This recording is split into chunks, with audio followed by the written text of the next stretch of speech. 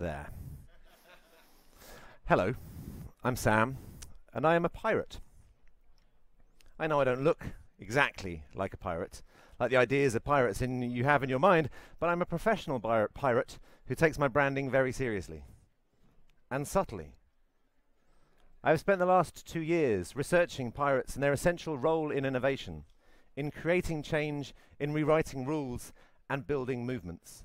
Pirates of 300 years ago, pirates that disrupted radio and early entertainment, pirates that built the internet, pirates who are now reinventing biotechnology, space travel, and of course finance, are digital pirates.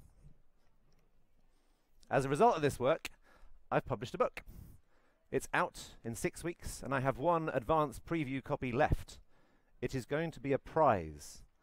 The second part of this session about creating movements, we are going to share hopefully some useful stories and then include you.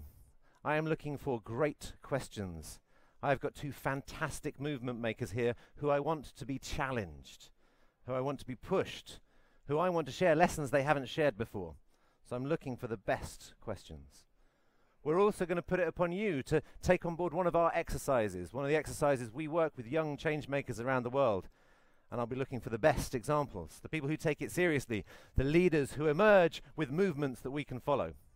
And someone will be getting this wonderful, wonderful book as a prize. I'm also part of a movement. I'm part of a movement called Amaphiko. Amaphiko, like all movements, began as a small group of thoughtful, committed citizens gathering in a room to share a big idea. Not too far from here, actually, and just 5 years ago. It is now a global network of young change makers in countries and cities around the world facing extraordinary odds and taking them on. Taking on the biggest adversities from environment to inequality, and they're taking them on. From neighborhoods and areas that usually don't have the resources, the support, the backup, or the infrastructure. From the townships of South Africa all the way through to the favelas and slums of Brazil, young change makers rising up through the strength of the movement that they're in to take on all comers, and they are changing the world.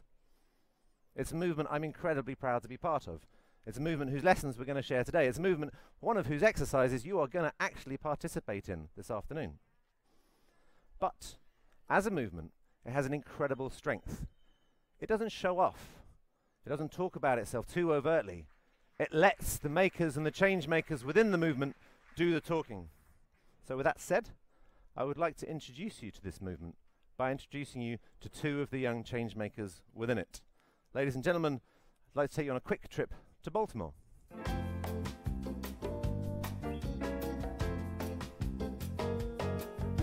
can hear that one.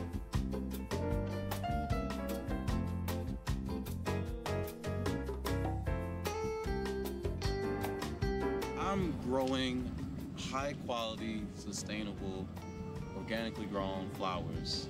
And just in lots like these and empty spaces that, you know, have a ton of potential. So I'm currently growing, I grow an array of microgreens, predominantly leek, arugula, red cabbage are my mainstays.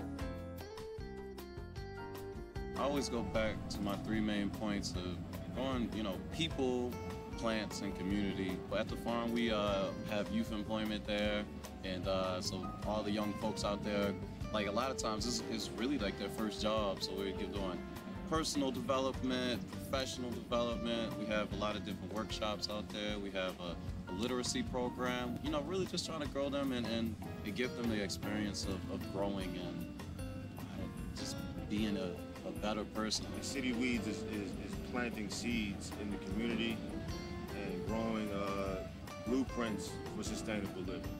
And what that means to the community is seeing City Weeds selling healthy choices in the neighborhood changes a narrative. There's a lot of vacant lots, and you know, if abandoned houses and abandoned blocks are ended up turning into like grassy fields, that's, to me, that's a call to action. And then it just teaches community pride. And then once a community has pride in its own community, those are the foundations that I feel as though that can be built upon strategically and sustainably. To be honest, I don't think it's just Baltimore. I think that just the whole world needs more urban farmers. We need more connection with the land. You know, it's very important for us as people. For me, I think it's key to life. I just think that we have to be connected to the land. He and I just collaborated on a project together. It's called Watch Me Grow, and they called me in to help them prepare a garden at a local school. More projects like that, us working together, us sharing each other's knowledge, even coming up with a project model that he and I could, the flower factory as well as City Weeds make pop-up shops together and, sell our wares. And then eventually let the youths in our programs, run the incubation of it and ultimately run the businesses afterwards. And then we can move on to new lots. And it's super dope that we're all really trying to grow the same thing and really cultivate the same thing.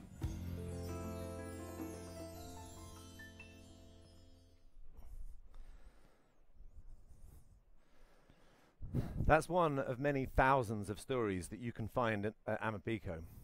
Young, inspiring, imaginative change makers, like I say, taking on some of the biggest challenges in their world and sometimes the world. Red Bull's involvement in this, as well as beginning to connect these entrepreneurs and create a movement, is its authentic ability to tell stories. And the reason it is one of the world's best known brands is because of its expertise in creating, telling and sharing stories. So to legitimately be part of the growing social enterprise movement the world over, Red Bull brings that real strength.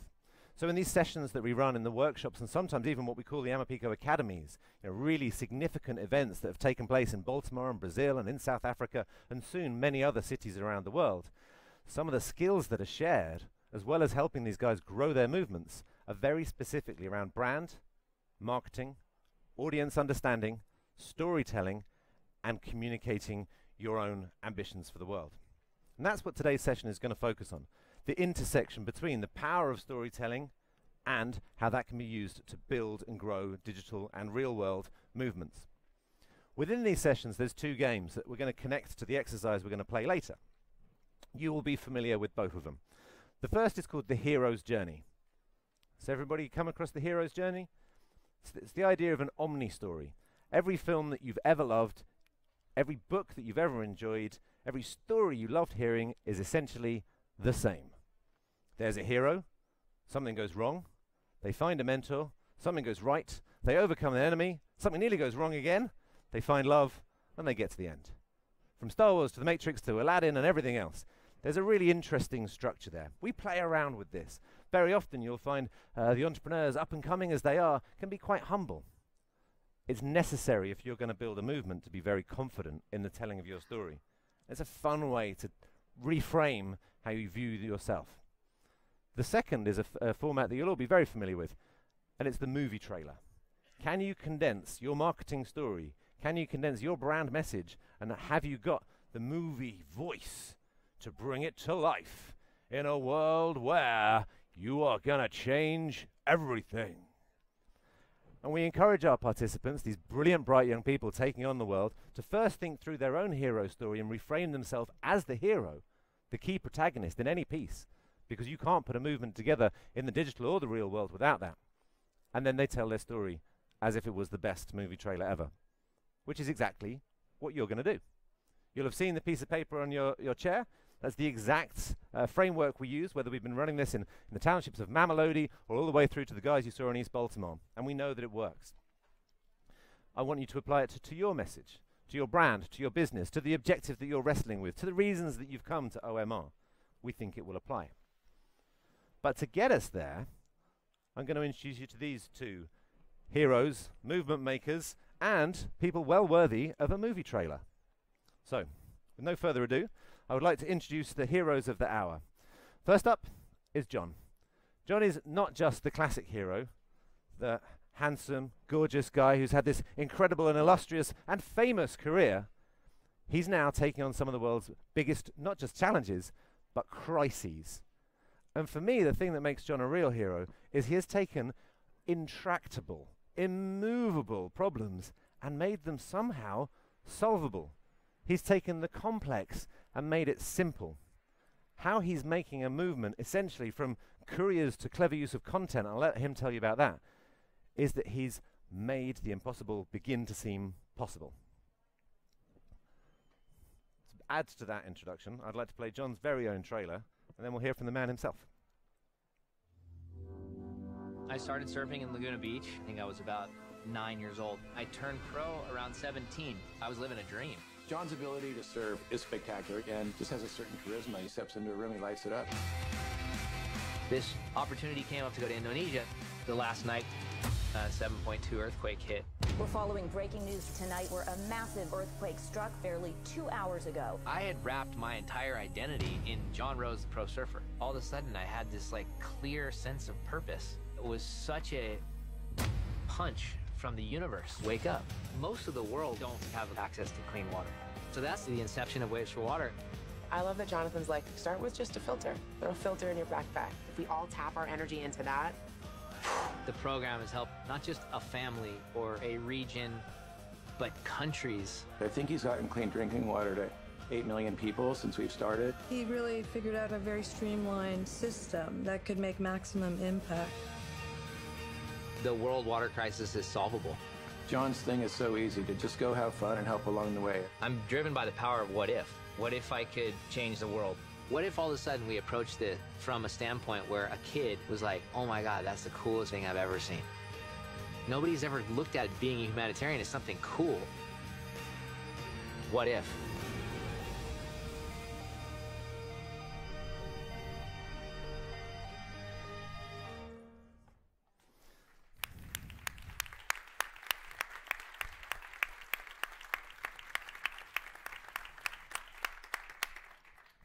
See what I mean, ladies and gentlemen? We have real heroes up here for you.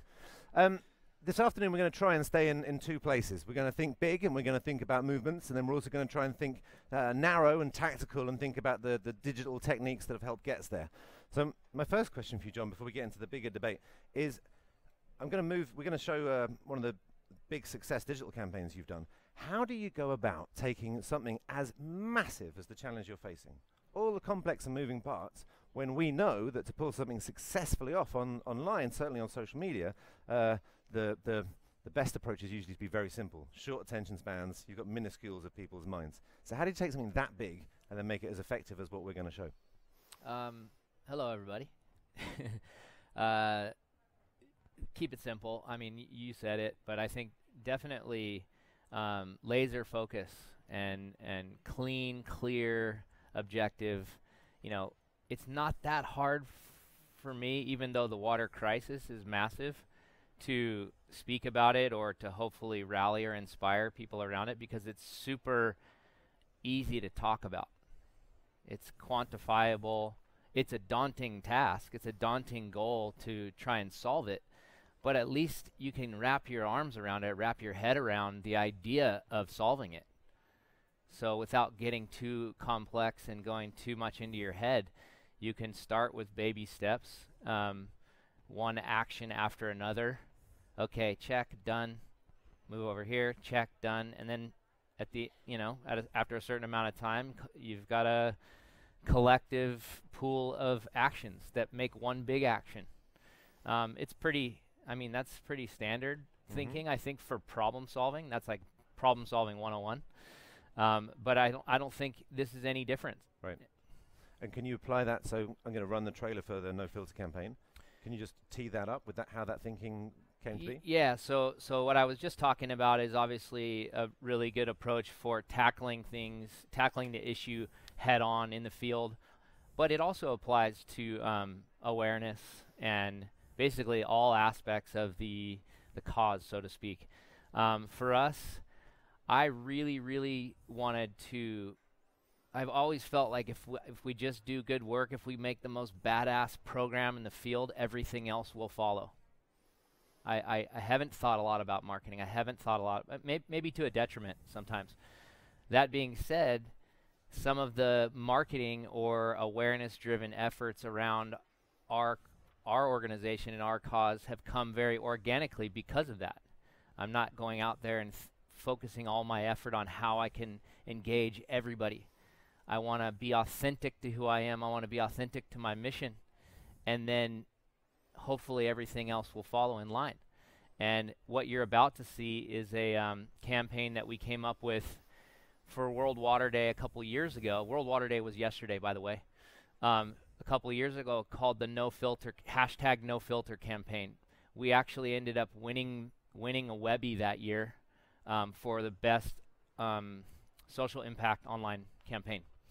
That was a bonus. We did not set out to win a Webby or do anything like that. That was just validation that the idea was good.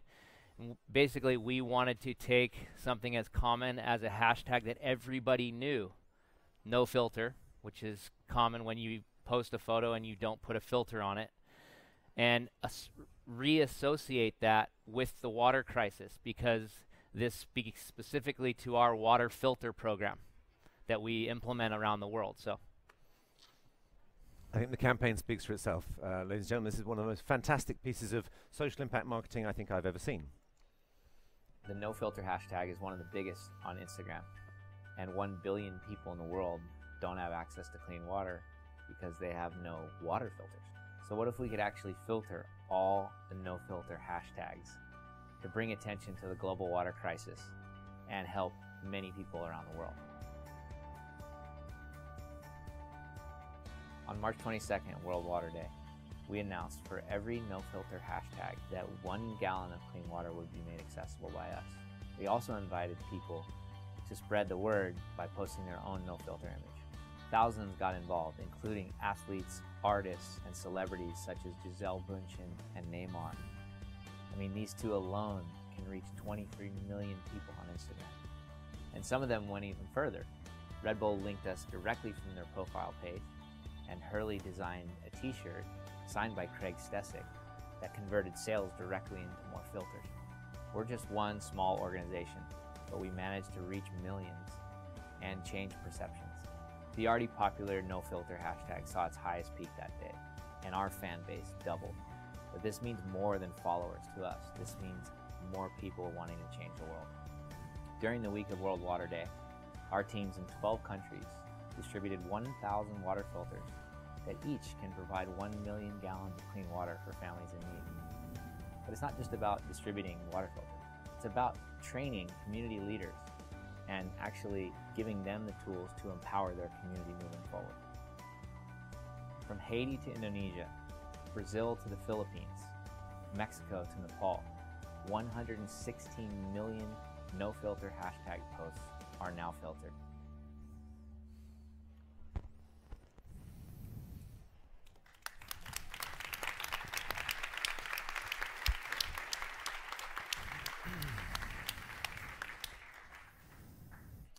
But the heroes don't stop there.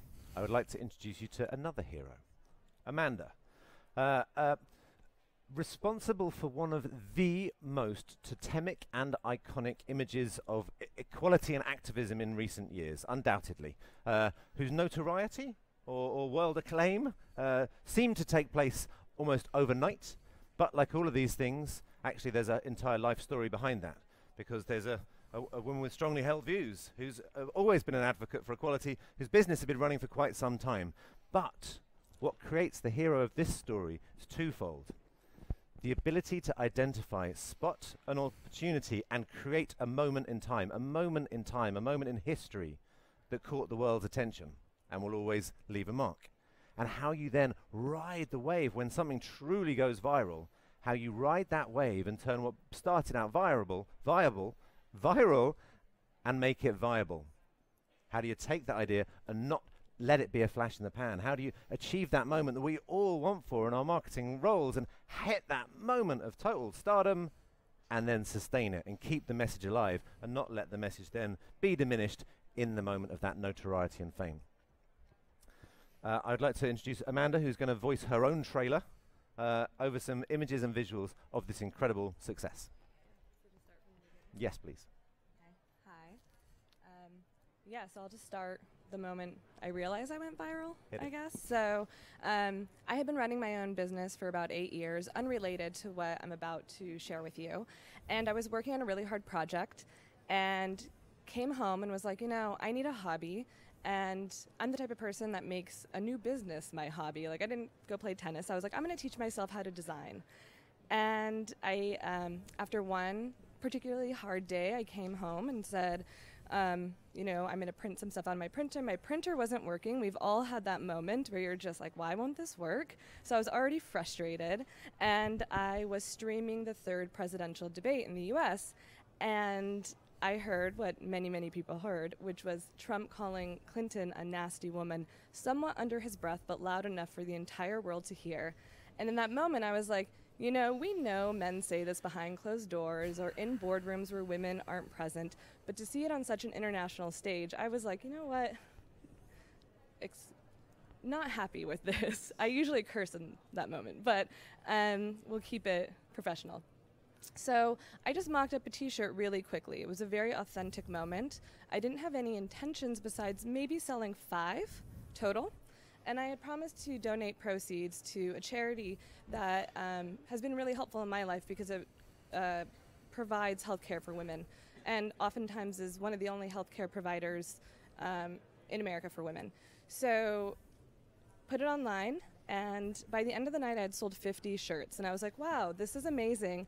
I'll figure out how to make 50 shirts tomorrow. I've never made a shirt. Went to sleep, woke up, went to work, checked my email. There was 20,000 emails. And I said, this can't be right. And I called my web host and said, hey, I think there's a problem. They said, oh, there's not the problem you think it is. So I was like, okay, well, I think I need to cancel all these orders. I don't know how to make this many shirts. And they said, oh, no problem. You'll still have to pay a processing fee. How much is that? And they said, around $12,000. And I said, looks like I have a shirt business.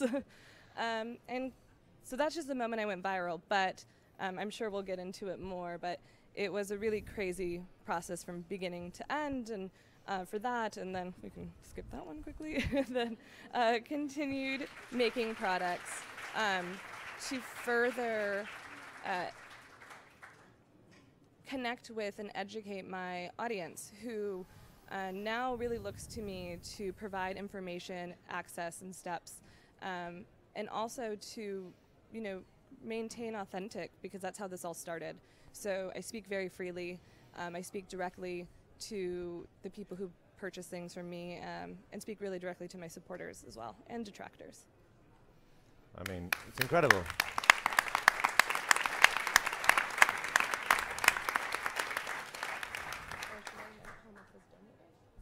Yeah. Okay, so I should probably note that within the first 2 months, I had donated over $100,000, and to date, getting close to $150,000 to organizations, so several organizations now that benefit women and girls, and now I work with organizations that get women into elected political positions. It's just incredible, isn't it?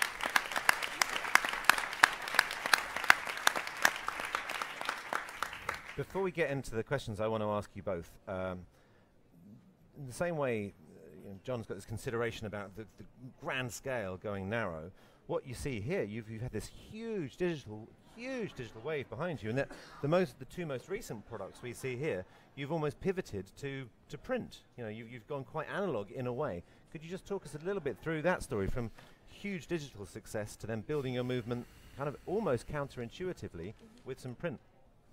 Yeah, so one of the reasons I decided to actually make physical product is to avoid pirates.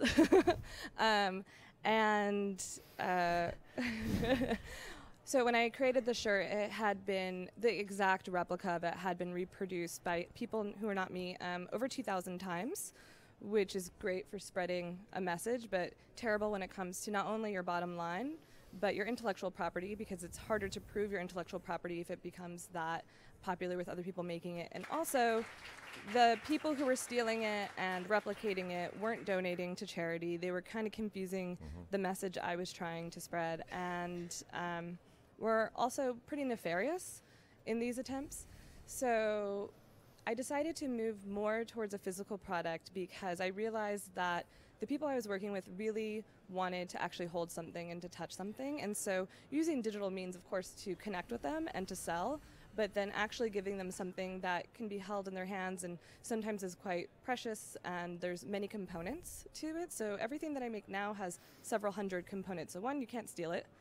And 2, it's a great way to kind of create, for me, this community of people taking photos and sharing those online, and that's actually the social proof that really drives my brand.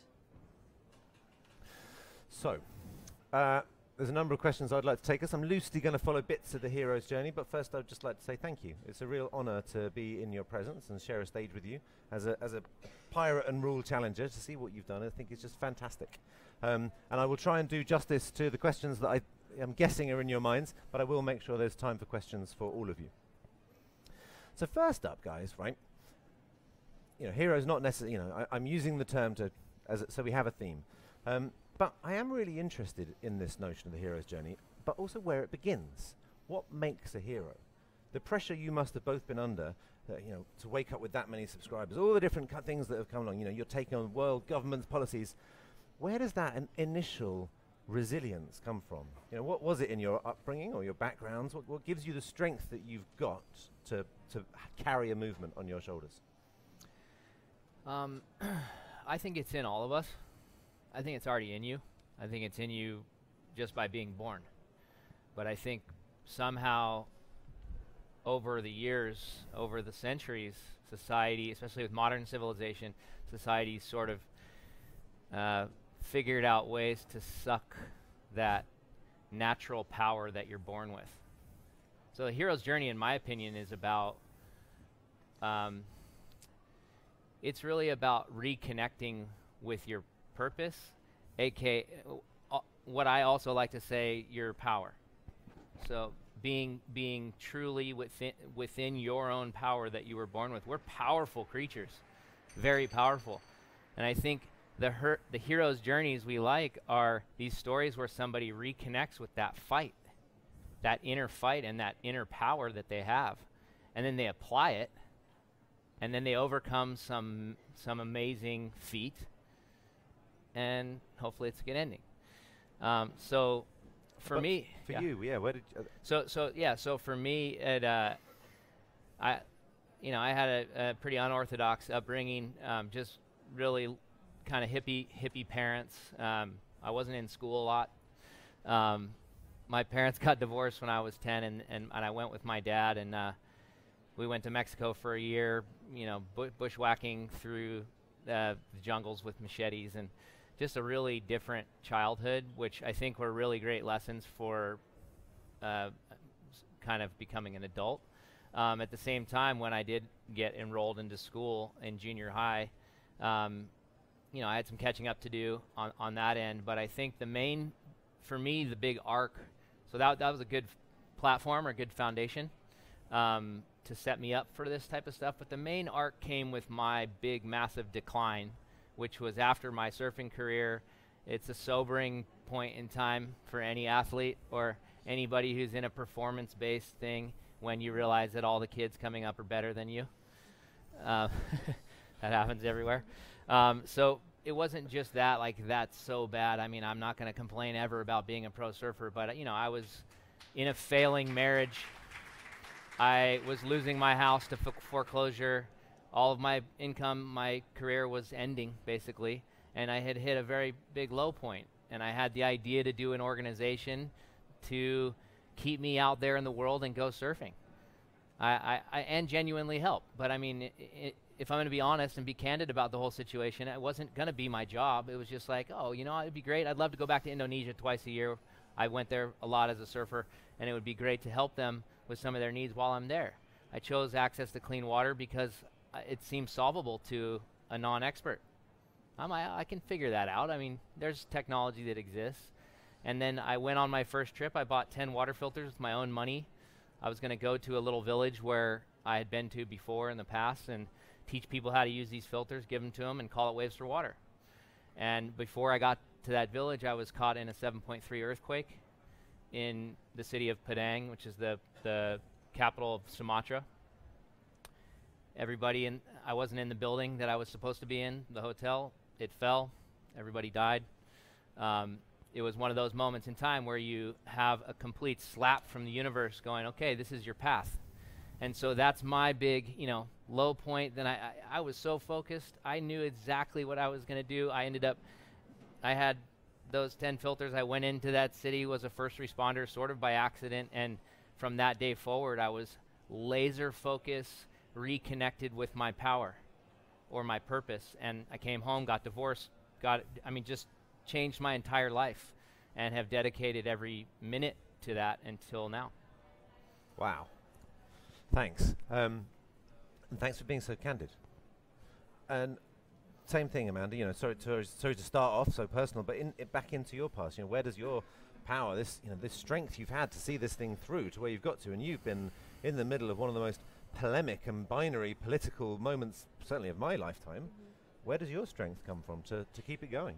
Yeah, so I definitely think tenacity and grit. I've always been somebody who listens and is very open-minded, but also very stubborn. So those two things can be at odds sometimes. But if somebody tells me I can't do something or I don't know how to do something, I think like a lot of you, it's my goal then to not only do it, but to like become an expert in it and then maybe come back and actually show them how they can do it better. And I think from my background, this probably started because I grew up in a very militant family, and my father was a colonel, and our house was very, very run like a machine. And we ended up moving out into the middle of nowhere and in the desert. And there was a punk club about 30 minutes away. And I started getting rides I was 14, I started getting rides from like some of the older kids and going to this club. And it was really where I started being politicized and really understanding different inequalities just in my own area. And that really made me open my eyes at a really young age. I started working at that club and being around this community. And so I think all those things combined really pushed me to do these things. And I finished my graduate degree at the height of the recession in America or globally. And when I graduated, I got one job offer, and it was pretty pathetic. And so I really had to just go out on my own and just create my own job and create my own business. And in doing so, created a business that actually ended up hiring other people. And so I kind of found myself in growing positions and situations in which I really needed to lead. I really needed to take charge. I really needed to make sure that now everybody who's working for me feels great and can also, work well and never feel kind of as lost as I did for that period. So one thing that I do is when I hire people, particularly women, I have them during the hiring process negotiate with me. So if I say, okay, here's the package, and they're like, oh my God, I can't wait to work here. Thank you so much. I'm like, okay, now you negotiate. Now you tell me why you deserve more and why I want you now. You know that. So tell me what you want and what you need. And so I really get them to do that because I think so many women we're just expected to be so grateful for opportunity. And also I want them to get in that mindset because when you work for me, you're going to be doing that a lot. You're going to be negotiating on my behalf, on your behalf. So I think these things have just kind of carried through since that time I was 14 living in the desert. That is such a good idea. Do you both think so? To my guys in the audience who are really keen to create a movement and they know that they want to build a movement around a purpose they're passionate about, but they haven't had that negative experience. They haven't had that conflict in their lives. Do you think that tension that you've seen, do you think being close to something dark that you wanted to push back against is necessary? Yeah, I think so. I don't think it's absolutely necessary, but I think that's where you're gonna reconnect with your fight. Everyone will say it, whether it's an injury or some massive event where you're like, oh my God, my life's over, I can't do the thing. It makes you stronger. I mean, it's a cliche saying, it really does. But once you go to the bottom, you can really have appreciation for what you need to do and get connected with your fight. And how might someone do that if they haven't, if they've had a perfectly well-ordered, middle-class upbringing? How might they try and connect with some of those passions? Yeah, so I think if you don't feel that tension, then I think you're very, very privileged. And that means that you should be listening and you should be talking to those around you.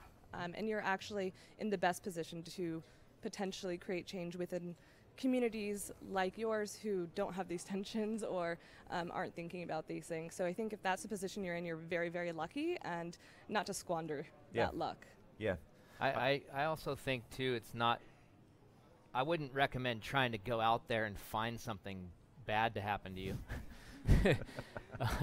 But I think what it really comes down to for me, what you could try if you don't necessarily have that type of a dynamic happening within your life, is take something and go all in with it. Like, take risks. Go all in. So you'll probably fail.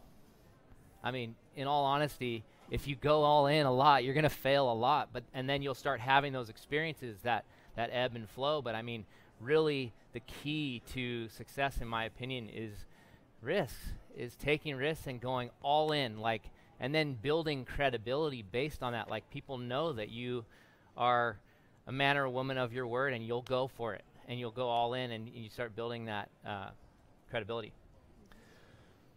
So I'd like to expand on that a little bit. I'd like to talk something that you just referenced there about privilege. You know, lots of us and this great event and all of it, we wouldn't be here if there wasn't probably some degree of privilege in our lives, and we're probably representing brands that are speaking to a middle class audience. You know, we definitely, a lot of these conversations sit within a bubble, and we know because of the news out there, the narrative of today, there's a danger in those kind of bubbles.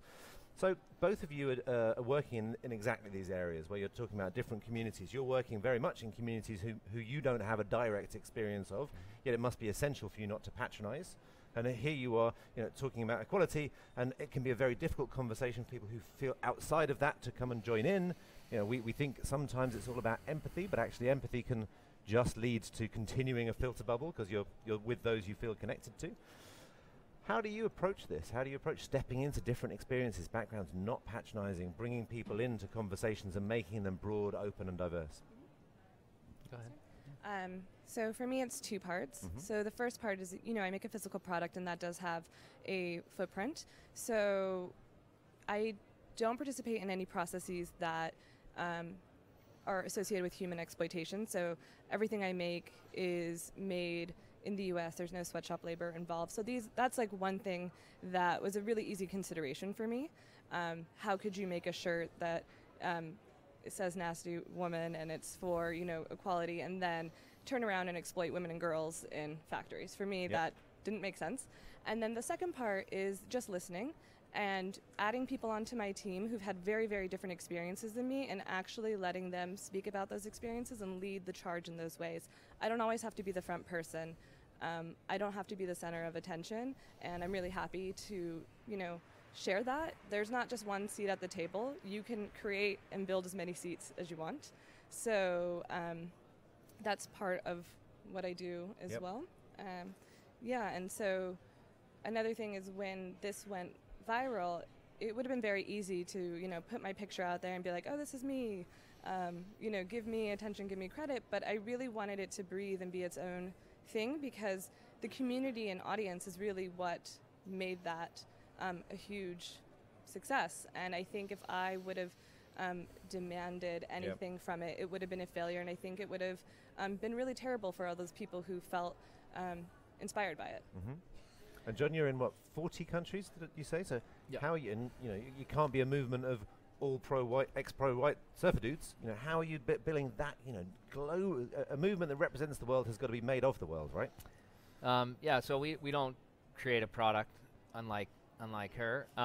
We provide a service, though, so that essentially is our product, which allows us to have a bottom line. It allows us to have an objective, and we're always clear on what we're trying to achieve.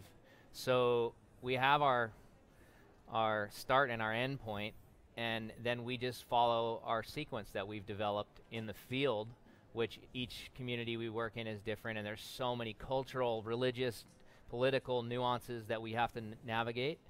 The way I've tackled that, and we've kind of coined this phrase, guerrilla humanitarianism, or even some, you know, in some regards, DIY humanitarianism. We use those a lot, and for the first one, for the guerrilla humanitarian side, that just means going in very ground level first, grassroots, coming in and becoming good at character judgment, becoming good at reading people. That is our job. So our job is to develop a good local network So, and how do we do that? We spend time there. We spend time in those places, and we identify the local players. It could be a traditional local leader. Most of the time it's not. Or it could be a school teacher, or it could be a 17-year-old kid. I mean, my country director in Liberia, when I found him, was 17 years old.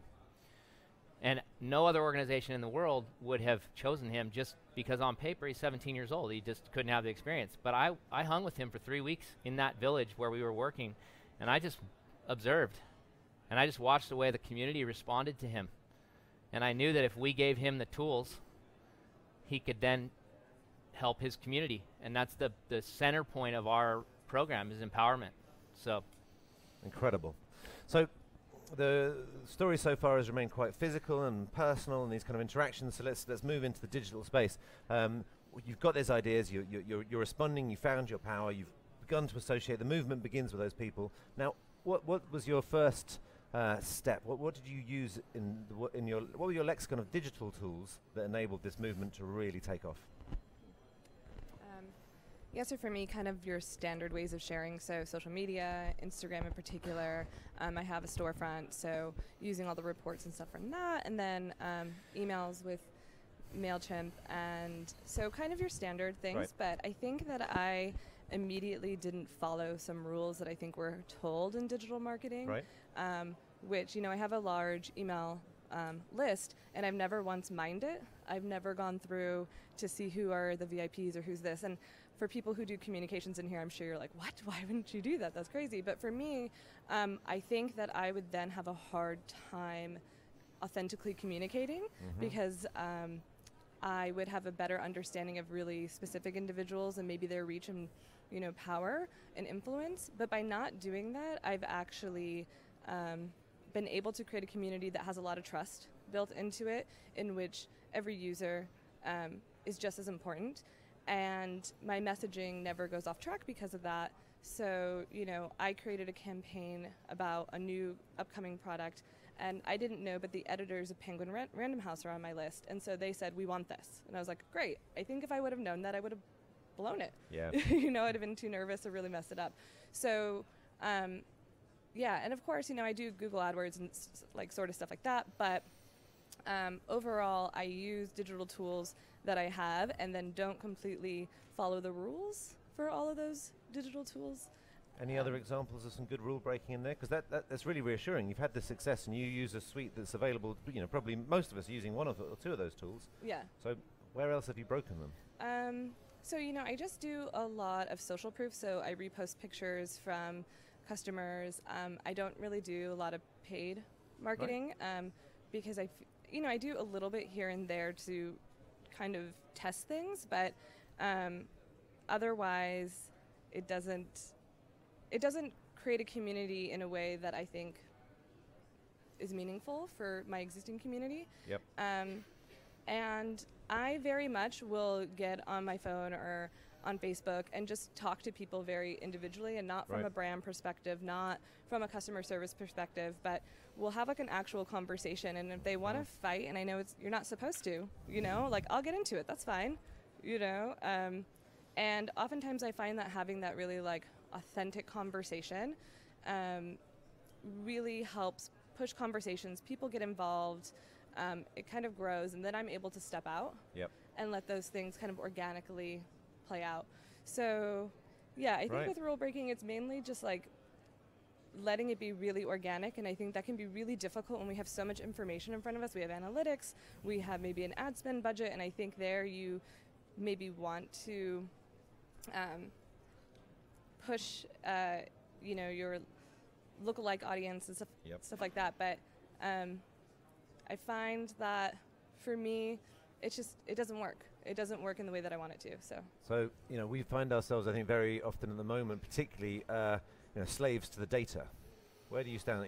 What's more important, the data that you see on these analytics or your instinct for communication? So this is interesting because I actually come from an operations background. So I was always really data-driven. I was always creating metrics. I was always measuring things. And in this role, there's somebody else who I let do that, and she can present some of her findings to me, but otherwise I don't actually look at it. Even before I came here, I said, oh, I should have looked at like how many things I've actually sold in Germany, because I know Germany, I think, is one of the top countries that visits the site, but I didn't look. And I think possibly because that could affect the way that I presented here today.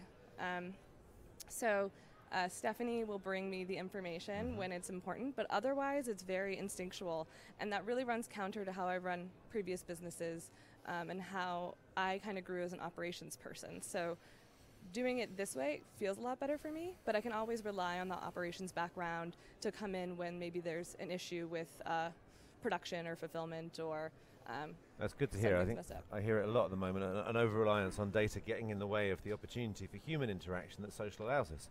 And Jon, what about you? So how do you take this movement globally, and what was the digital tools you used to do it? I'm like a caveman, so I'm that's not my strength, to be honest, is the digital and technological platforms. I'm aware of it, and I understand it, but it just hasn't been my path.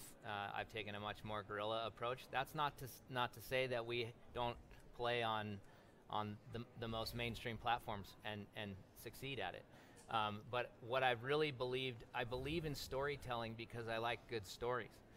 So I always felt like if we identify and capture the good stories that are being thrown in front of us, then people will tell them for us. So in the very beginning, when I changed my entire life after Indonesia, and I a month later got invited to go to Haiti for the 2010 earthquake in response to that, and there was somebody putting together a team of responders and said, hey, is what you did in Indonesia, is that viable for Haiti? And I said, sure. I really didn't have much experience. They said, okay, you want to go tomorrow? And I was going to go for 2 weeks, and I ended up staying for 2 years. And that's where I developed who we are as an organization, and really I was thrown into the epicenter of the aid world and disaster response. But from a digital standpoint, how it grew, because at that point I was not a 501c3. I had an idea. Sorry, what's a 501c3? A 501c3 is our certification in the States of a nonprofit organization for the government. A charity organization. So I didn't even have that status. So if somebody donated to us or something like that, they wouldn't get any tax benefit or anything. I didn't have a website. I had no staff. I had no wife, no home. I mean, I left everything. I had no money. I went to Haiti with a tent.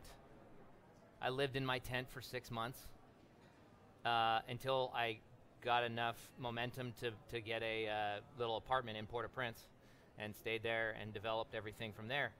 But the simplicity and the beauty of storytelling from an authentic place. So for me, that was every night in my tent on my iPhone, emailing. So I'd email 300 people or so. People that were aware that I was there, my inner circle or my network, but not a massive thing. I wasn't trying to do a big newsletter or anything like that. It's just where I started. I did it for cathartic reasons first. I needed to go through my experience that I had that day. I was seeing really, really heavy shit. So I needed to process that, and I was doing that through writing. Those emails went viral. They went and got shared and shared and shared and shared. And then within 2 weeks, there's 1,000 people reading them, and it was still just coming from my email to those same 300 people. Eventually, I carried that practice through almost all the way until now, and we still do a variation of that, but it was still personal email blasts, not through an email newsletters, but just straight from me saying like, this is an update of what's going on. And that's how I did it. And then beyond that, throughout the last 8 years after we sort of established ourselves, making strategic partners such as Red Bull or Nike, for example, people that were able to lend us their digital teams to capture some of the stories that we were seeing out there in the field, and do it in a very high quality, which then got a lot of traction, being able to have a high production value for the stories that you're trying to get across. So that's interesting. I'd like to expand on that a little bit. All of us, the professional marketeers in the room will be very aware of the power of influence, and we've kind of gone through one big trend of pursuing key influencers who've grown to mass status. There's a movement now more towards micro-influencers, people with much smaller followings but much higher rate of influence. To build a movement, I imagine you needed your early influencers, your first followers. So you just touched on some of the key partners there, but how did you approach, and you also were saying that sometimes you don't identify too much, but there must have been some very key influencers along both of your journey. How did you find them, and how did you work with them to use their influence authentically? So for me, it was, they came to me. Right. So that really was an easy problem to solve at the beginning. Not so was easy now. there a bit of filter? Did you have a choice in that? Did you want everyone that came your way? No. You have to say no. Yeah, so when I was going through these thousands of emails, I had a small team that I assembled overnight to help me go through it. So it would be, a customer wanting to change their size or address, and then there would be a death threat. And then there would be like, hey, thumbs up, good job. And then the next one would be like, hey, I'm Katy Perry's team. We need 10 shirts by Tuesday. So there was definitely some celebrities who started reaching out to me, but they saw it more as a brand that they could be adjacent to. So that's how it started. And now they just purchase from me normally. And then, I just repost their photos, and it kind of just keeps the conversation going, and it helps them not forget who I am. I'm going to call you out because you're being a bit humble here. Yeah. So, there's some serious influencers in your list. So tell us some of the big names. So Katy Perry, Constance Zimmer's an actress who has a hit show right now. There's Will Ferrell, him and his friends got some shirts, and then they made a video for Hillary Clinton, and she put it out on all social media channels.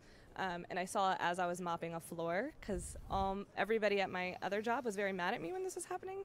So as penance, I decided to mop the floor before a big opening we had, and saw this and was like, oh man, the world probably thinks I'm just like having a great time, but I'm here mopping the floor, seeing all this go down. And then there's Jessica Williams and Maya Rudolph, just a lot of different Hollywood-based celebrities. And then, so, we all aspire to have, maybe not your level of influencers, but then how did you work with them? How did you manage to access their audiences in a credible way? Yeah, so, some celebrities like Julia Louis-Dreyfus just posted the video, and other people tagged me in it, and I was like, oh, great, hey there. And then for other people, like Kristen Bell or something, I have her address. So, occasionally I'll just send a little gift. And I think doing that is really great just for all your customers. So trying to find ways to just give them so much. And, you know this for email marketing. When they open an email, there needs to be something worth opening. If it's just a link to whatever you're selling, I think you're just going to start losing people pretty quickly. So I always try to make sure that they don't need to be a celebrity, but that there's something really special for them. And there's a reason why they're going to click through and they're going to be super engaged. So celebrity or not, they all get the special treatment. Of course. And then with celebrities, I'm just like, don't unsubscribe, please.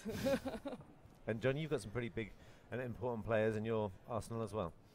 Yeah, I think I'm pretty bad at the influencer thing, and I have a little bit of a it's a little bit of an allergic reaction to the idea of it all, to be honest. And I think that stems also from being a professional athlete and being asked to do things and saying yes, but not caring about it at all and realizing how bad that felt, or being so enthusiastically and authentically into something, and they didn't even have to ask me. I was into it. So the way I've approached the whole thing with Waves for Water is, I think I've probably almost made it hard for people to support us sometimes. Not the masses, but in terms of influencers. But the one, I'm trying to get better at that, but the one plus from that is that the ones who have shown up are knocking at the door going, I want to be part of this. And it's genuine and it's authentic. So, and then once I see that, I guess maybe since I made it hard, then I know they're really in. I didn't intentionally make it hard, but maybe I wasn't responding that much, or I was like, I don't know, really, is this really, what do I do here? And then all of a sudden, they're really in, knocking at the door, and then I establish a good relationship with them because I know they genuinely want to be there. And we've had, from Patricia Arquette to Josh Brolin to, different athletes who are just genuine believers. Yep. And, they participate physically, and emotionally, everything. They're amazing advocates. We're going to come to you now. I've got just one more question that I'd like to pitch to you guys before we get interactive. And it's kind of picking up on that MOP story, because I think the MOP story is a profound leadership story.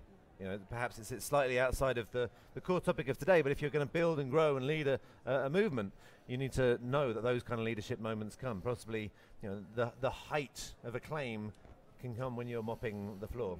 So, guys, we've touched on what makes you as a hero, but what breaks you? What nearly has broken you on this journey? What's the closest you've been, and what got you there? So much of it. So, I mean, it sounds great to wake up to thousands of emails and orders, but, I would say on a daily basis, I ask myself, like, what am I doing? Why don't I just go get a job where it's somebody else's responsibility to pay me? But, when things kind of went viral, it's not only does it put your life in high relief, you kind of find out who your friends are and who they aren't, and that can be really shocking and surprising sometimes. But also, the Fed shut down my bank account. PayPal froze all my accounts. I was getting death threats that had screenshots of my house, so they actually knew where I lived. There was a shooting outside of my house, and I was on the ground wondering if it was for me. This is coming after all these death threats. So, I mean, at that moment, I was like, what am I... Sorry to interrupt, but can you just expand on the particular moment when you were on the ground and a shooting happened outside? What were you doing at the time? I was on a sales call, and so the person was like, is this a bad time? And I was like, I don't have any time, so it's now or never. Let's keep talking. They never call me back. They were just like, wow, this woman must be crazy, because she just said there was a shooting outside. That's dedication. Yeah, and so these things, continue to, I don't get as many death threats or things anymore, but... there's a lot of criticism. It's really hard to just hear really mean things about you constantly, even if you don't agree with the people or you don't, agree with the other opinions they hold. So why would you agree with that? It could be really hard to just hear how shitty you are all the time. And tell me if this is too much, but I think in the shadows often is where so many lessons lie. To receive a death threat with a picture of your house, many of us would stop at that moment. Yeah, I mean, it definitely was something where my family was like, you know what, this has gone too far. And I was just like, nobody's going to kill me over a T-shirt. Like, this is crazy. I mean, that was really the state of the country at the time, and continues to be. But I wasn't going to let someone bully me out of doing this. And that's all it was people just trying to bully me into submission. And I think that's only going to make me work harder. Right. And also, in the world of... being so digitized, it is crazy to email me a death threat from your real email address and think I'm not going to send that to your mom, to your fiance, to your boss. That's crazy. And so I did all that. They like it. I'm going to ask for a round of applause for that, because that is,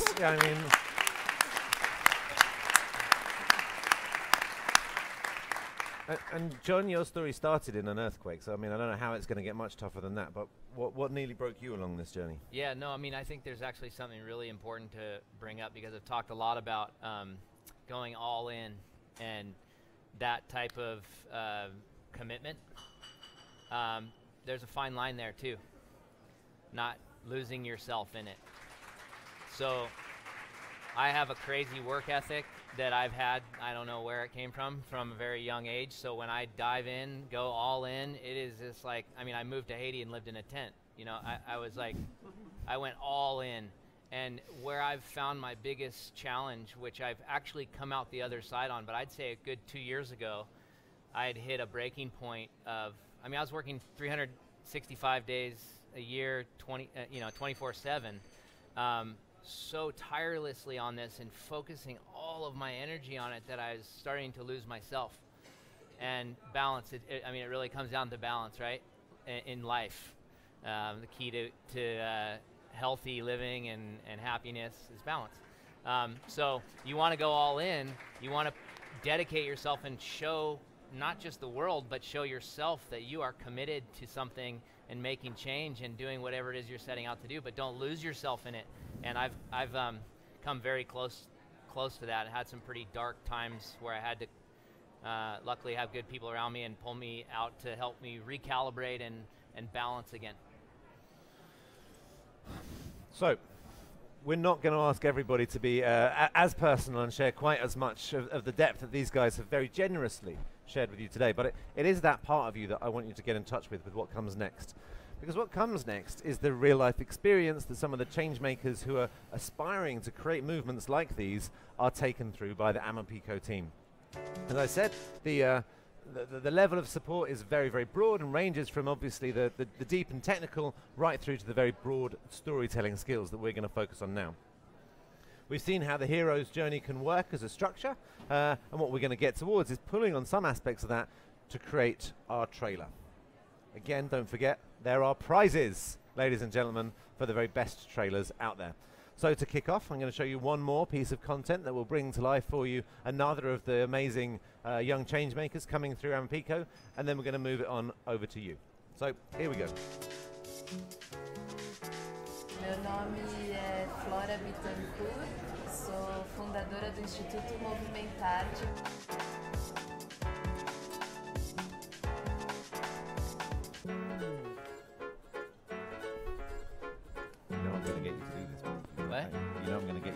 Minha filha é a Natália, ela está no Movimentarte desde que iniciou.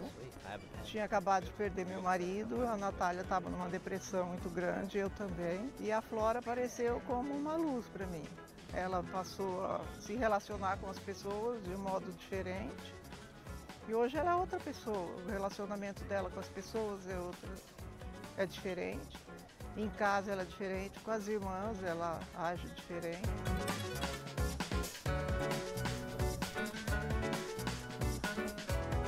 Tem uma pesquisa que diz que 25% da sociedade brasileira tem algum tipo de deficiência. Eu acho que o grande olhar é falar das relações humanas. A gente está falando de respeitar uma grande parte da nossa sociedade.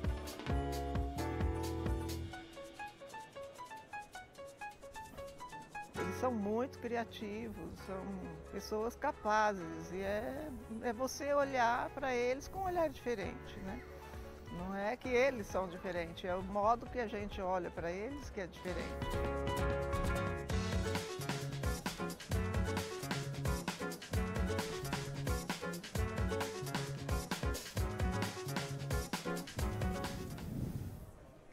So I think in Flora's story we can see absolutely every single element of the hero's journey we've been touching on, and in fact all the ingredients we've been discussing to build a movement. And you might think it's glib or perhaps one-dimensional for me to try and turn this into trailers, but the reasons for doing that is we're trying to lift up young people to tell stories that the world needs to hear. And you will find this story in some of your favorite stories. It is the story of Luke Skywalker. It is the story of Wonder Woman. There is a reason those stories are so perennial and successful. It's also the story of Mahatma Gandhi. It's the story of Nelson Mandela. It's the story of Malala. It's the story of Che Guevara. Take the leader that you look up to. See the travel that they've gone through, see the travails that they've overcome, and you begin to find the power that Jon was talking about, the tensions that Amanda was talking about, and from there comes the strength upon which movements are built. The structure of the hero's journey is disarming because it's so accurate. You will be disappointed by how many of your favorite films all share exactly the same DNA, but you will be rewarded by being given a structure to tell any story in your marketing life, in your professional life, possibly even in your personal life. It's a very powerful notion. And now is your chance. In front of you is the structure of the most possibly famous and ubiquitous yet simple and sophisticated form of communication there is, the movie trailer. That's hard. Not all of you might have a story you want to share, but I'm sure that most of you do. You might not all be aspiring to change the world. You might be here in your professional day job capacity. But if you are aspiring to change the world, we want to hear about it. But I don't mind if the trailer is just for your firm, for your startup, for your own personal brand. We just want to see how it begins to play out, how it begins to work. And you have to, I'm going to ask you to stand up. We've got some microphones.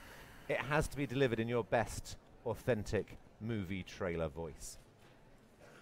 For me, in a world where young people lack role models and a crisis of imagination grips the world leaders.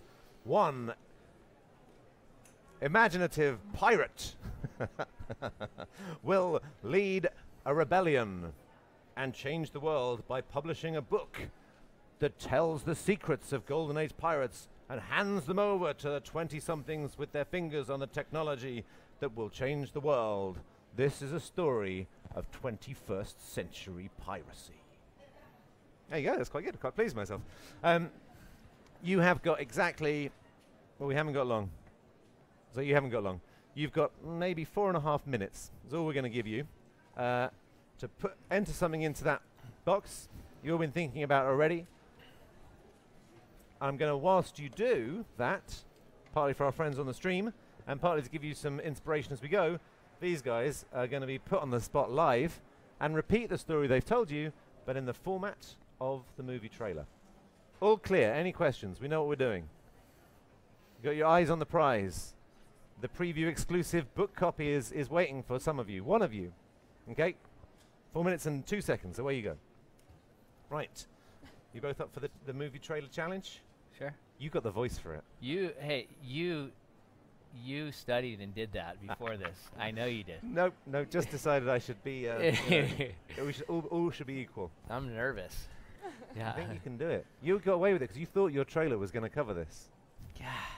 So am I supposed to do it now? You're supposed to do it now. Whilst give a little of inspiration. I'm glad to see so many heads are down. Don't get distracted, but if you do need a little boost, we're going to hear what we've seen from Jon in the movie trailer voice. In a world where access to clean water. Don't drop the voice. You've got to be consistent. It's hard to do that. Okay. In a world where access to clean water is not a human right. Needs what? What do you need? Oh. We need you. We need a hero. Needs a movement. Needs a fight. Needs warriors. One enterprising, Jon. passionate, yes, crazy individual will take this challenge on. Yeah. And try and change the world by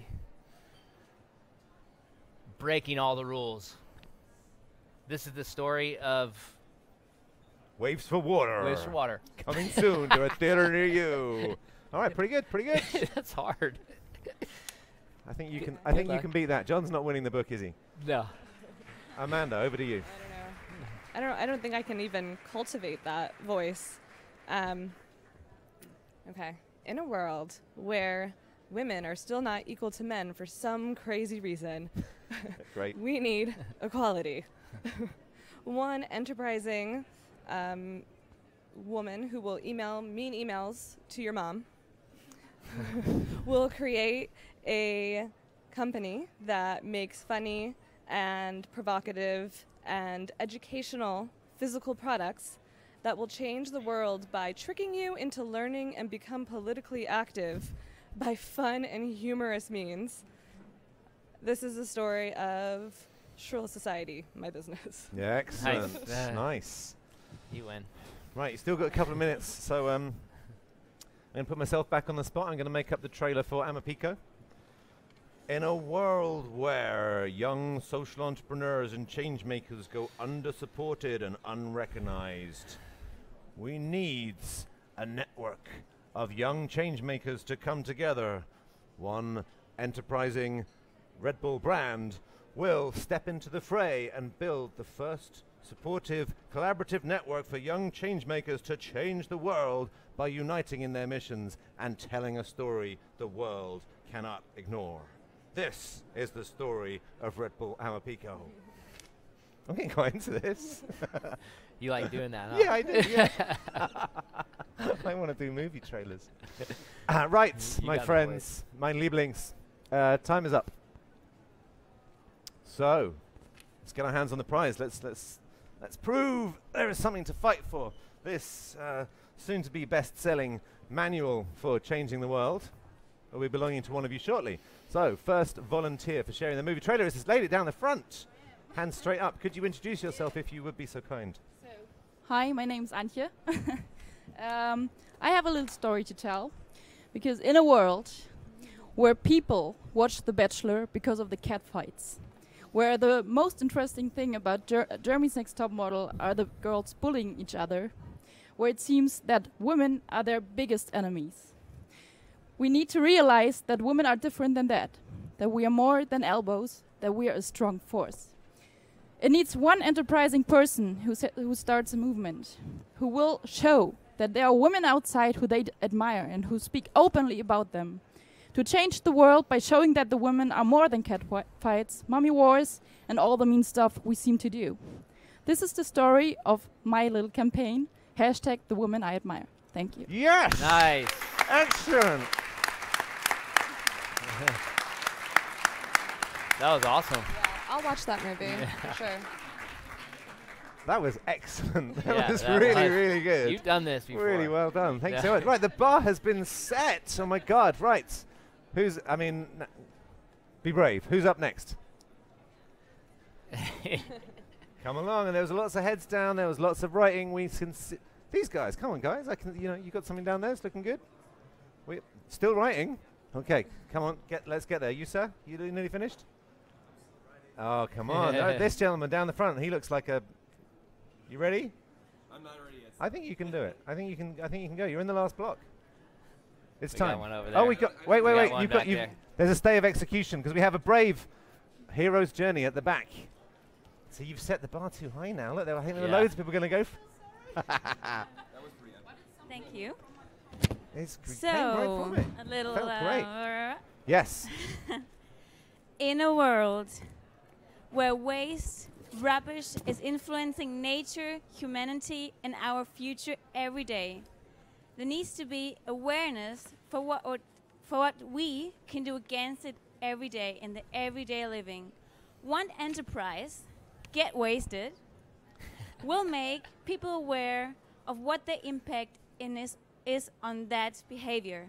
To change the world by showing what we can do against the polluting the world on an everyday basis. This is the story of Get Wasted. Yes. All right.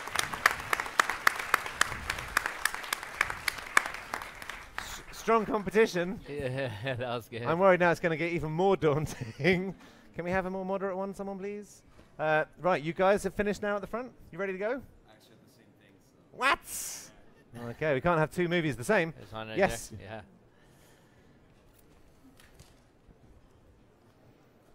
I just lost my microphone, so I won't hear me. But do you hear me? Yep, we can hear you. Okay. I'm a bit nervous, so sorry. Find that power. Find that power that John was talking about. Okay. In a world where people have burnouts and even tick off to-do list when they are on their vacation, needs to be a slow travel guide. One enterprising young Swiss lady who lives in the Netherlands, like me, will create this slow travel guide to change the world by giving information about vegan, vegetarian, locally produced, socially responsible organizations, restaurants and cafes. And cafes. And this is the story of the slow travel guide movement, which will take off some speed in our lives and will change the way we travel. Brilliant. I'll definitely watch that. I'm always on the lookout for good vegetarian restaurants, and that can be very hard to find in Germany, I found. I wasn't expecting so many movements in the room, so please don't be nervous. You are clearly amongst friends. And someone's being nominated down the front. Here we go. In a world where women in plus size are called ugly, they need to hear truth about their worth. They need a so-called beautiful woman to tell them of their own beauty, to change the world by strengthening their self-esteem. This is the story of Cindy and Ella, my wedding dress company. Fantastic, yes!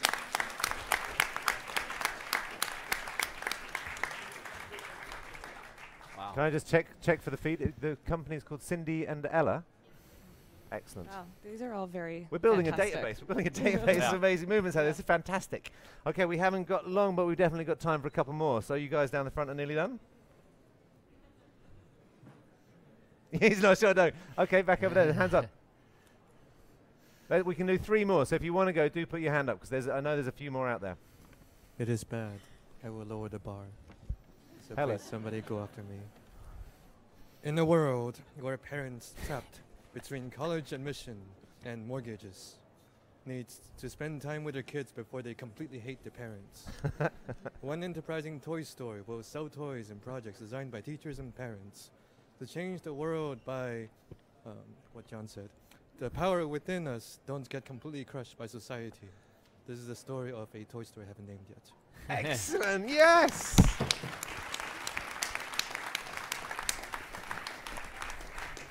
When you do name the toy story, please will you share it with us? We're very easy to find as a network, and all of you should be in it. Okay, there's a couple more hands were emerging. Yes, sir. Yes, bring it. Bring it. Are you guys ready? No? Thank you. Okay. In a world where people are more and more concerned about being a modern slave and experience a shift in conscience about health, waste, and sustainability, we need leaders, visionaries, change makers that are courageous enough to pursue their dream.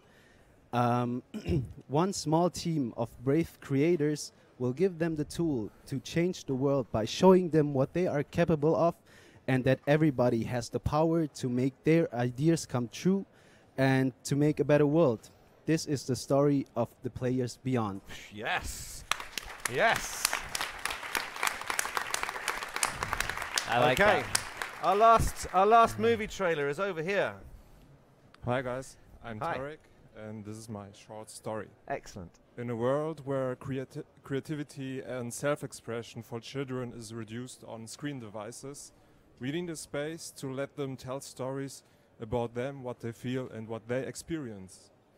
Here Enterprises, a comic artist, that's me, who gives them the opportunity to draw stories we lost when we grew up.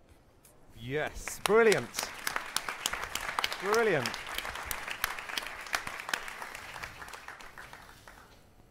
You guys are the judges now, right? Sure. So you can get a little confirm, make sure you agree, because we've only got one prize.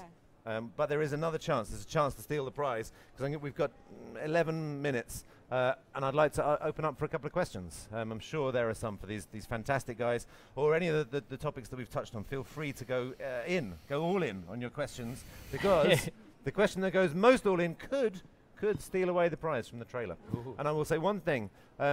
If you didn't want to read your trailer, because it's not for you standing up in a room, but there's a story you want to tell, the Amaphiko community is incredibly supportive. Incredibly supportive. There are people with plans like yours the world over that are part of it. So if you've got that story half-formed, or you want to finish it later on, there's a really good place to go and share it on the Facebook where this stream is going out now. Okay, open to questions. Straight away, hand up at the front. Competing with your own trailer, I think. It's all about going all in. You said that go all in needs to, if you're really burned for something, if you have or if you want to follow your power.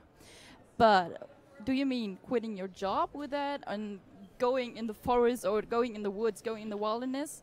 And what happens if you really are committed to your company because you love your job, but you found something else which or what makes your heart happy?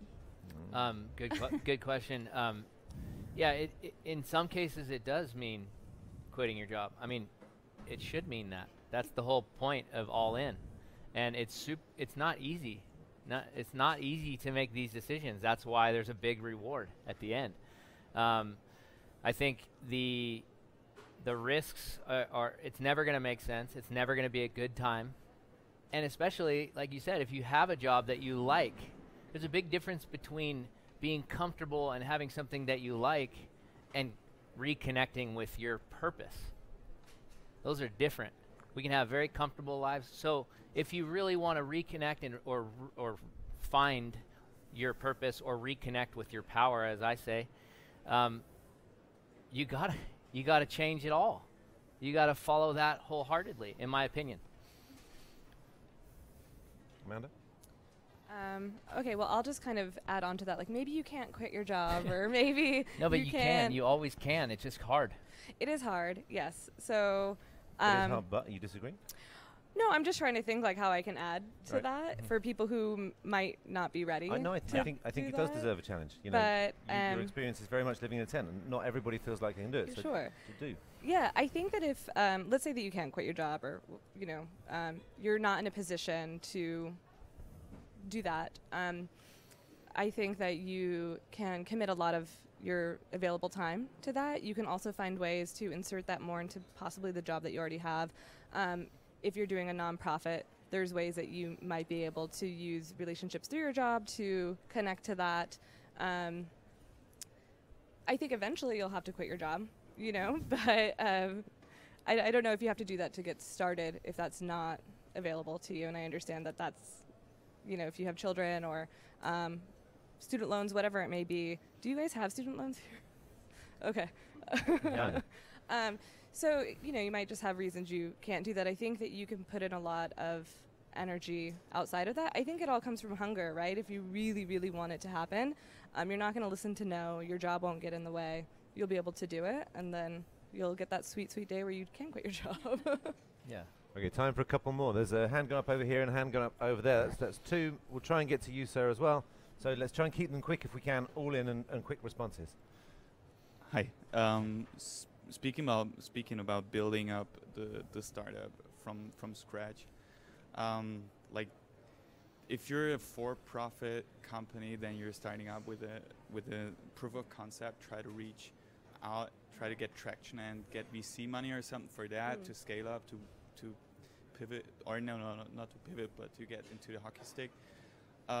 So in the social startup business, we're in a total different situation. Is that right? Because you're not reaching out to VCs because VCs are normally not that receptive for social startup ideas. So what would be your growth strategy then?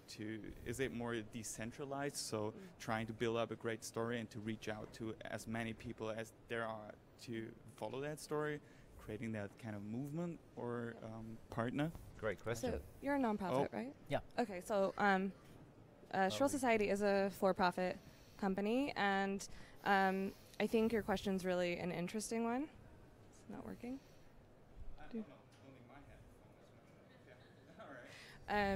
So your question's an interesting one, and I think there's a few different ways that this can happen for a social impact entrepreneur.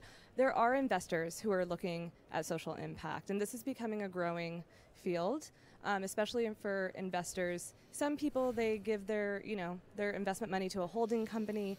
They don't really care what the business does. They just want a return.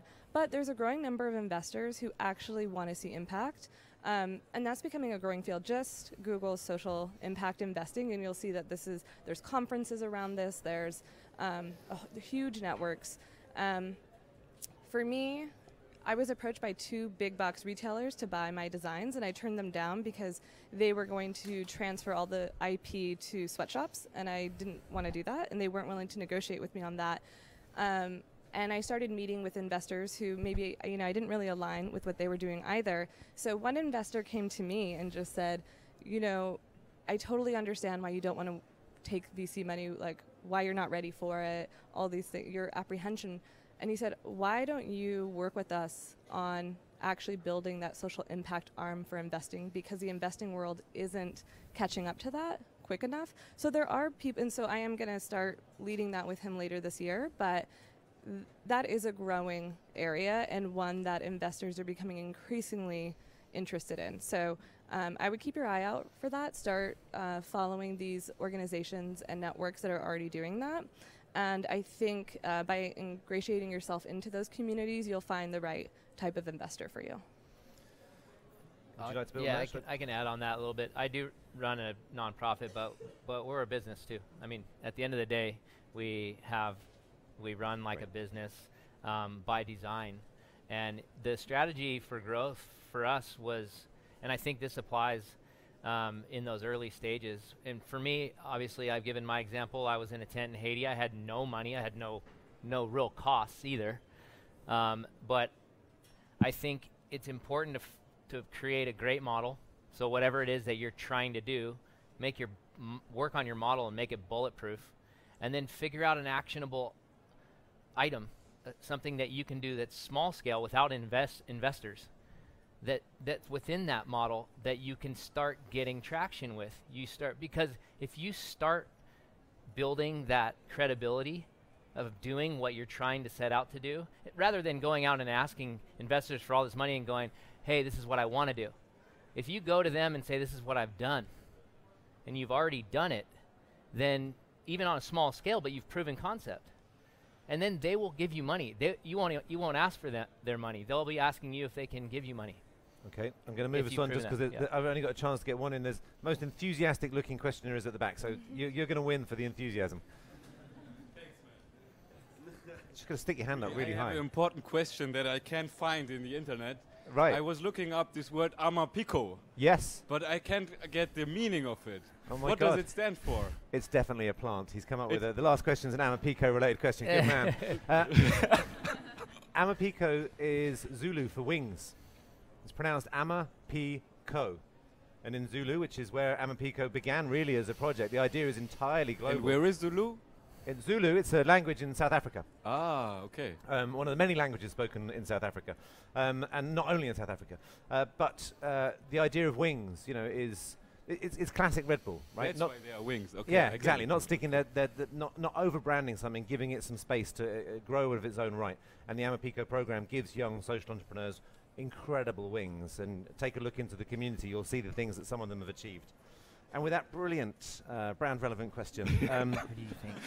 I would love to read the book. There's 60 seconds on the clock, so I'm going to steal the very last question, guys. Got to pay. Don't lose me. Yeah. Stay with me just for a second.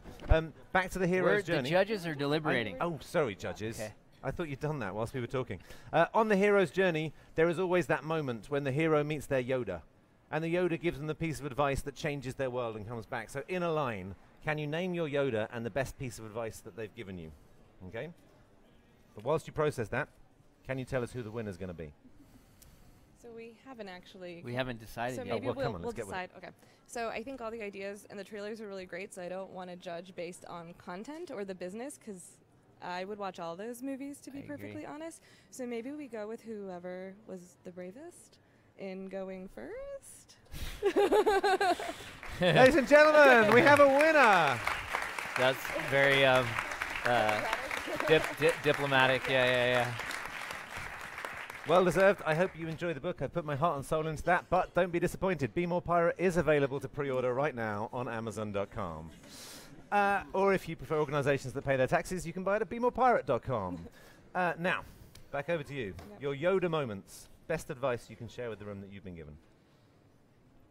Yeah, I mean, it's not exactly quantifiable, I don't think, because I'm around really great people giving great advice all the time. But I think in grad school, I was being a very boring graduate student, and I was writing, I was just pretty much parroting Benjamin and some other Frankfurt School philosophers, and I was like, I don't even want to read my own writing. This has been said so many times. So I had a professor say, just have fun. Just do something that's super fun. And I followed her advice and wrote a super out there thesis that took me to really crazy parts of the world with very interesting people and really kickstarted my career of thinking about pop culture and women. So without her just looking at me like, why are you doing this? Like, have fun. You don't have to be a typical grad student. And I think that means, like, just don't feel like you have to be like everyone else, right? Like, just have fun with whatever you're doing. And for me, that was huge. Brilliant. John, last lines with you. Stay crazy. I was in Haiti about 2 years into my response there. I was feeling quite at home there, and I got invited by my local country director there, and now one of my best friends named Fritz, to go to a thing called Sodo, which is a voodoo and Catholicism, so Catholic and voodoo religious pilgrimage that's been happening for, like, they coexist in this small mountain village of dirt roads, and there's 20,000 Haitians that come from all over to go celebrate there, and there's voodoo ceremonies going on with different voodoo priests in each little household. There's one church in town, And there's this whole sequence that everyone has to do. And I just remember being so overwhelmed and just amazed by the whole experience. And I was sitting in the back of a pickup truck in this really crowded street, and there was one of Fritz's friends there in his broken English, because I said, "This is crazy." And I was by far the only white person there or foreigner. I mean, it was just intense energy going on there. Profound, actually. And this guy said to me, he said, "Jon," in his broken English, he said, "Jon, the crazy to the world goes." So the people that are crazy, that are called crazy, truly get to experience all that this world has to offer. So my advice and what I learned from him was to stay crazy. If people are calling me crazy, then I know I'm on the right track. So ladies and gentlemen, we've had an incredible amount of advice.